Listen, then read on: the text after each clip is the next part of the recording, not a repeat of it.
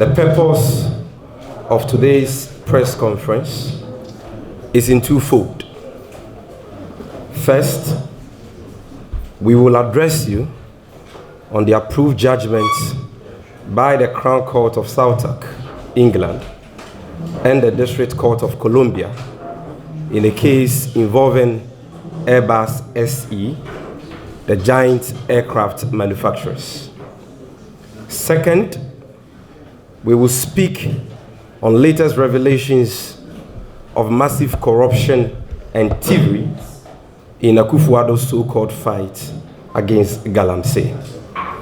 And so without wasting time, I will set the ball rolling with the Airbus scandal. Ladies and gentlemen of the press, last Sunday, the much respected former Attorney General and Minister of Justice, Mrs. Maretta Brew Appiah-Oppong, issued a statement which primarily sought to correct the mischievous twist to the approved judgments of the Crown Court of Southwark and the District Court of Columbia involving Airbus SE. She basically stated that reports by a section of the media that Airbus paid bribes to the government of Ghana between 2009 and 2015 are false and do not reflect the said approved judgments. Ladies and gentlemen, the said investigation was triggered by a complaint from competitors of Airbus over suspected violation of OECD rules. A careful reading of the approved judgments of the Crown Court of Southwark and the District Court of Columbia on the matter shows that the entire case is about legal infractions by employees and agents of Airbus and nothing more. And I would like to repeat this point for emphasis. A careful reading of the approved judgments of the Crown Court of Southwark, England, and the District Court of Columbia shows that the entire case is about legal infractions of employees and agents of Airbus and nothing more. According to the approved judgments, 1. Airbus on their own accord engaged intermediaries, or better still, hired agents to help them sell military aircrafts to Ghana between the years 2009 to 2015. Number 2, while the use of agents or business partners is common practice with multinational companies, the approved judgments held that Airbus failed to follow OECD rules in appointing their business intermediaries. Number 3, the approved judgments further found that payment by Airbus of success-based commission to their intermediaries was in excess of the agreed 5% commission as captured in the transaction agreement. And then number 4, whereas there have been claims that success-based commissions were paid to agents of Airbus with the intent to induce or reward improper favor by the said government official, one in the report, it is instructive to note that there is no indication, I repeat, there is no indication, either in the approved judgment of the Crown Court of Southwark or the approved judgment of the District Court of Columbia, that any such inducement took place. And let me repeat this point again for emphasis. We have taken our time to carefully study both approved judgments, one coming from the Crown Court of Southwark, England, and the other coming from the District Court of Columbia. And in summary, both approved judgments have to do with legal infractions by employees and agents of Airbus and nothing more. And we've given you that summary, of the said infractions. The first is that Airbus, as a private company, on their own accord, engaged intermediaries to help them sell military aircraft to Ghana between the years 2009 to 2015. That has got nothing to do with the government of Ghana. Secondly, while the use of agents and business partners is common practice with multinational companies, the approved judgments held that Airbus failed to follow OECD rules in the appointment of their intermediaries. That again has got nothing to do with the government of Ghana. Number three, the approved judgments further found that payment by Airbus of success-based commission to their agents exceeded the agreed 5% commission which was captured in the transaction agreement. That again has got nothing to do with the government of Ghana. Then finally, whereas there have been claims that success-based commissions were paid by Airbus to their agents with the intent of inducing or rewarding improper favor from the said government official one, it is instructive to note that there is no such indication, or there is no indication in any of the approved judgments on the matter that any such inducement took place. Now, ladies and gentlemen, let's be clear about certain basic facts. First, no ex-government official of Ghana is cited in any part of the approved judgments for receiving a bribe or demanding a bribe or committing any criminal offense. No ex-government official of Ghana is cited for either demanding or receiving a bribe or for committing any criminal offense. In fact, not even the unnamed so-called government official one is cited in the report or approved judgments for demanding or receiving a bribe or for committing any offense. This point becomes even clearer when juxtaposed with the facts narrated in the approved judgment of the Crown Court of Southwark with regard to countries like Malaysia, Indonesia, and Taiwan, where the UK SFO made findings on how bribes were actually disbursed to senior executives of airline companies. Maybe I should explain this. What we mean here is that if you take the same approved judgment, which deals with Airbus's activities, not only in Ghana, but in other countries like Indonesia, Malaysia, Taiwan, and so on, it was found by the UK Serious Fraud Office that in the case of Taiwan, Indonesia, and Malaysia, bribes were actually paid to senior executives of airline companies who dealt with Airbus. And all those findings were indicated in the UK SFO reports and the approved judgments. But in the case of Ghana, no such indication is given in either the UK SFO report or the approved judgments. We can state with a large degree of certainty that the UK SFO would have stated that bribes were paid to the said government official one if they had found so in their investigations. Instead, they carefully chose the words, quote, intended to induce, unquote, without more. And there is no indication that this intention was actualized. Therefore, to the extent that the said government official one is not cited for any offense in any of the approved judgments, his or her identity is completely immaterial. And let me repeat this.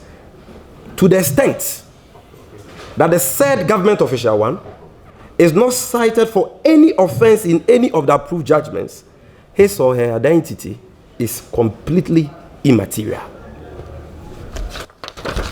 Second, There is no finding in any of the approved judgments that Ghana lost any money through the said transactions. No such finding is contained in any of the approved judgments. The fact is, the government of Ghana paid fair commercial value for the aircraft and was not in any way shortchanged. Indeed, the Ghana Air Force conducted its own independent technical and financial evaluation of the transactions in line with best practices in the military. Third, there is no finding in any of the approved judgments that the transactions and the processes leading to same violated any law. In fact, the first transaction under which success-based commission was paid by Airbus to their intermediaries adhered to the public procurement law and received the legal opinion of the then Attorney General and Minister of Justice, Honorable Martin A.B.K. Amidu, before it was finally approved by the August House of Parliament. And we encourage you to get the parliamentary Hansard of that day, study it for yourself, and you will see that all these material facts were captured in the proceedings of Parliament leading to the approval of the transaction. It went through all the necessary procurement processes. The Central Tender Review Board of the Public Procurement Authority approved it. The Air Force conducted their own financial and technical evaluation. They did due diligence, submitted all those reports to the parliamentary subcommittee which considered the transaction. Same were presented to the plenary after, members of parliament debated the issue extensively. The transactions were approved by parliament. And so no law was violated, and Ghana did not lose any money as a result of these transactions. Additionally, there is no finding in any of the approved judgments that the government of Ghana or any government official engaged the services or paid any monies to any intermediary relative to the said transactions. Therefore, any infractions from the engagement and payment of intermediaries by Airbus SA are entirely its business. Distinguished friends from the media, it is clear from the foregoing that the whole Airbus case, like I've already indicated, is about legal infractions by employees and agents of Airbus SE and nothing more.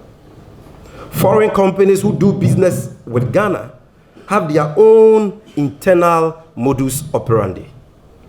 The nature of the infractions committed by Airbus SE, as contained in the approved judgments, are such that the government of Ghana at the time had no way of knowing of those infractions. So, ladies and gentlemen, the indecent haste with which Yabuabia Samoa of the MPP jumped to pass judgment on the NDC relative to this matter was pathetic and most reckless, to say the least. No serious-minded person would draw conclusions based on conjecture and willful misinterpretation of the approved judgment of the UK Crown Court and the District Court of Columbia. And so we treat with contempt his statements and those of other MPP Highlands who may have thought wrongly that this was an opportunity for political equalization. Yabuabia Samoa is a lawyer by profession, and he knows, per the training lawyers receive, that it is reckless and irresponsible for you to cast aspersions on the character of innocent people based on conjecture and speculations. No one was mentioned in that report to have engaged in any criminal offense. Not even the unnamed so-called government official one. And so to engage in the nanabo, conspiracy theory he engaged in a couple of days ago is most shameful, coming from a lawyer. Ladies and gentlemen, the Airbus matter is nothing like the recent conclusively established corruption cases, such as the doling out of a whopping 136 million Ghana cedis, as equivalent to $24 million, for the private hotel project of the in-law of President Akufo-Addo, Dr. Nyantechi, the missing excavator scandals, the missing 400 tricycle scandals, just to mention a few. This Airbus matter is empty. It is a clear case of much ado about nothing, and it is nothing compared or nothing like recent conclusively established cases of corruption that I have outlined. The NPP should be reminded, ladies and gentlemen of the press, that multiple ambassadors from Western nations have in recent times publicly decried alarming spate of corruption under President Akufo-Addo. Strangely, President Akufo-Addo only a few weeks ago shamelessly warned ambassadors and foreign envoys in Ghana not to speak publicly about the alarming highs of corruption in his government. Whether it was the Mary miscellaneous scandal in which President Akufo-Addo gave executive approval to a deal which had been bloated by an amount of $800 million, or the Boss scandal, where 5 million liters of contaminated fuel were illegally sold to unlicensed businesses and the proceeds misappropriated, or the PPA contracts for sales scandal, or the number 12 expose by ACE investigative journalist Anas Arimeyaw Anas, or the Australian visa fraud scandal, or the PDS scandal, through which Ghana lost a whopping $190 million. President Akufo-Addo has proven to be the biggest enabler and promoter of corruption in the history of Ghana. This fact is buttressed by the latest Corruption Perception Index of Transparency International, in which Ghana dropped 2 places, and the recent Afrobarometer findings by CDD Ghana that 53% of Ghanaians think that corruption has worsened under the watch of President Akufo-Addo. In all this, ladies and gentlemen, it is important to remind the NPP that per the latest CPI of Transparency International, which, by the way, is the most reputable and internationally recognized corruption index in the world, President Akufo-Addo's best score of 41 in the CPI is still worse than John Dramani Maham's worst score of 43 recorded in the year 2016 before the NDC exited office. And so here we know that Ghana's best ever score under the CPI was recorded in the year 2014 under His Excellency John Dramani Mahama, who they are castigating.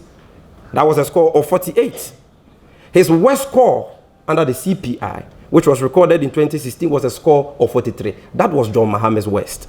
But ladies and gentlemen, that worst score of 43 is still better, in fact, far better than President Akufo-Addo, the man who is touted as incorruptible. President Akufo-Addo's best ever score under the CPI of 41, recorded in 2018 and 2019. And so the NPP should stop wasting our ears on this Airbus matter. Like I said, it is empty. It doesn't involve any ex-Ghana government official. It is a case of much ado about nothing. The allegations of wrongdoing the NPP has been peddling against ex-officials, of governments belonging to the NDC are only based on innuendo speculations and baseless conjecture. Ghana is a serious country. We have serious issues to deal with. And I think we must tell the NPP that enough is enough. Stop trying to equalize.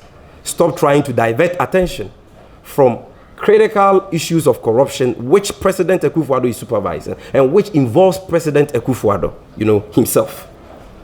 So, having dealt with the Airbus matter, ladies and gentlemen, now let's look at the organized thievery and acts of corruption perpetrated by the Akufo-Addo government on the people of Ghana under the guise of fighting galamsey. Friends from the media, in the past couple of days, the public discourse in our country has been dominated by a rather unimaginable tale of over 500 excavators seized from illegal mining sites, which have suddenly disappeared into thin air. As scandalous as we have thought the story of the missing 500 excavators was, the chilling and sordid revelations that have come to light since that scandal broke out go to confirm the massive rot that has characterized President Akufo-Addo's so-called fight against galamsey in the last 3 years. You would recall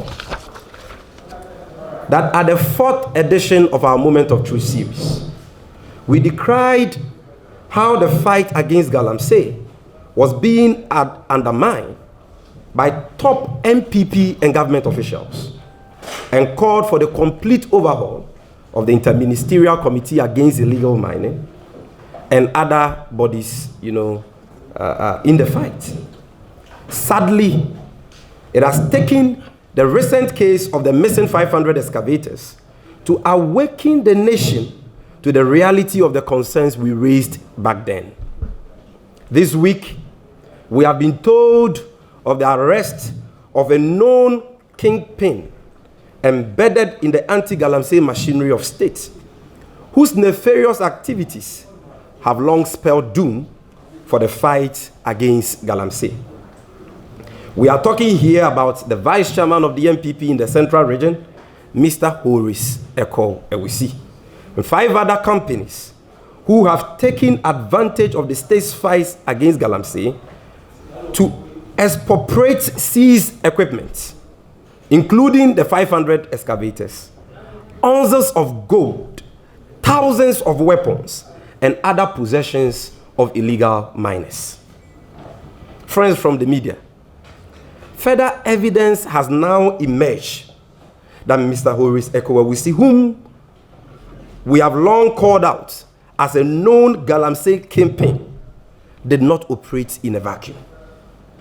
In a video recording released on social media this week, the Minister of Environment, Science and Technology, Professor Frimpong Boateng,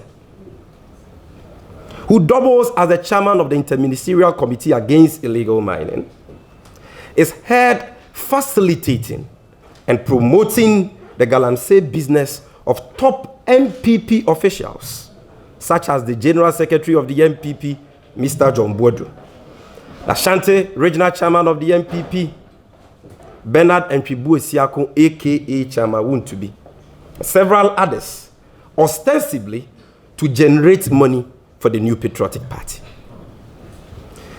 This is how low this country has sunk as a result of the greed and selfishness of the ruling MPP and the corrupt Akufo-Addo government.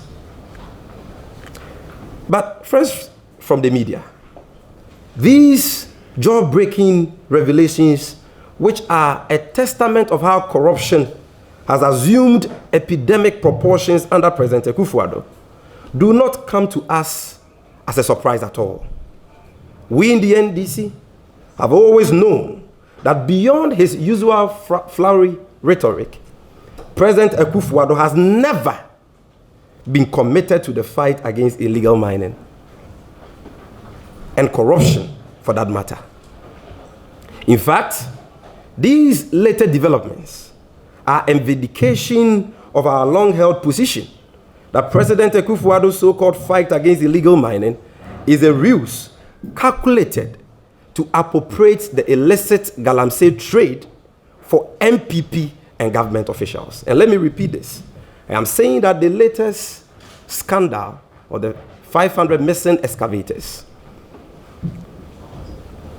is only a vindication of our long-held position that President Akufo-Addo's so-called fight against galamsey is a ruse calculated to expropriate the illicit galamsey trade for MPP and government officials. There was no fight from the onset.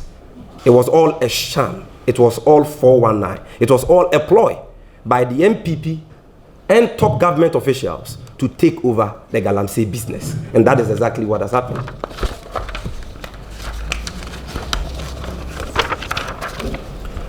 Now, ladies and gentlemen, let us be clear on certain things.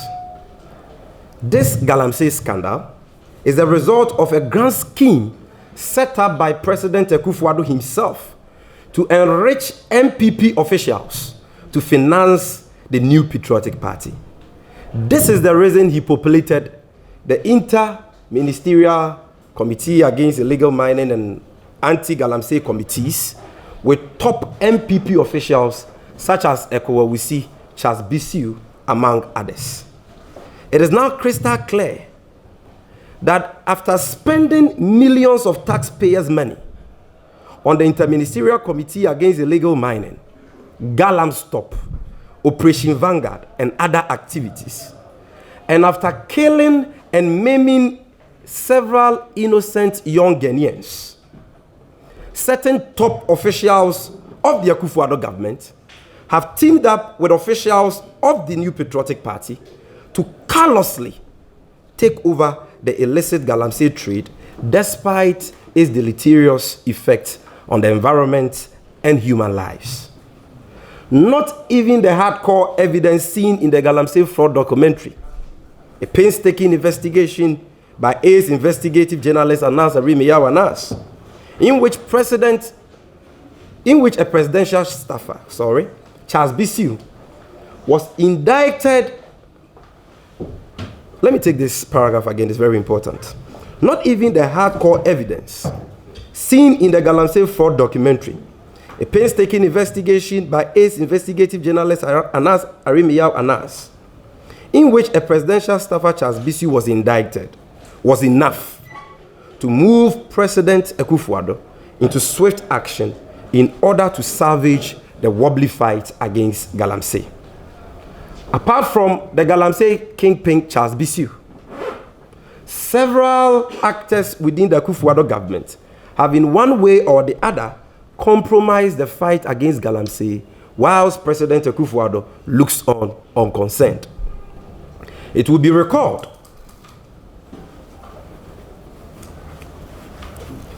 that sometime in 2018, the Minister of Local Government, Honorable Hejia Alima, stated publicly that some MMDCs of this government were actively engaged in galamsey and indicated that she was going to publicly disclose their identities and sanction them.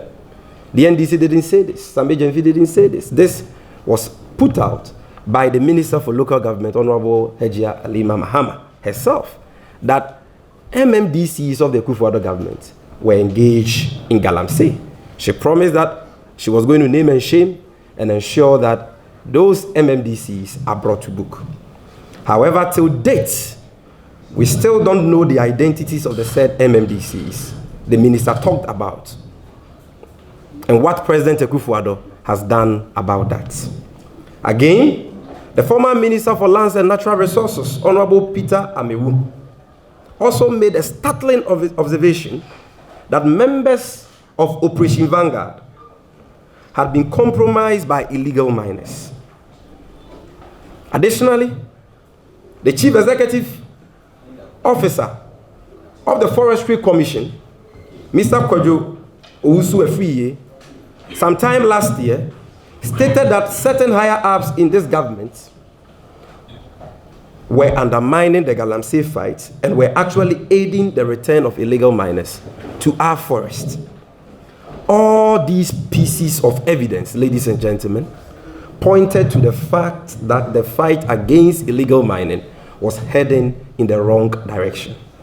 Yet, President Akufo-Addo refused to bring the culprits to book, to serve as a deterrent to others. This is why we are where we are today.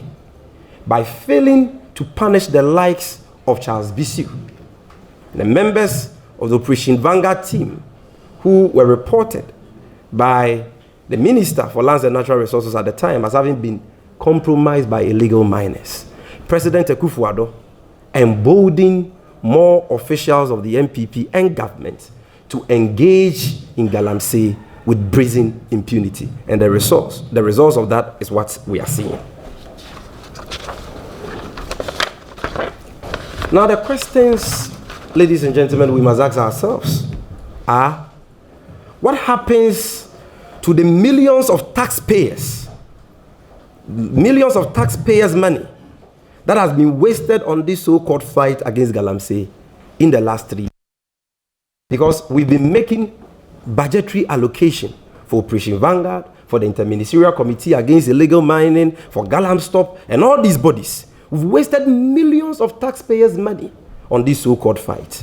It is very clear that the fight has failed because of the greed and selfishness of President Akufo-Addo and his cabal of family and friends. Now, what happens to the taxpayers' money which has been wasted? What can appease the blood of innocent Ghanaians who have lost their lives through this fraudulent fight against galamsey, including Major Maxwell Mahama? May his soul rest in perfect peace. Again, how about legal small-scale miners whose excavators have been burned and livelihoods destroyed? What happens to them?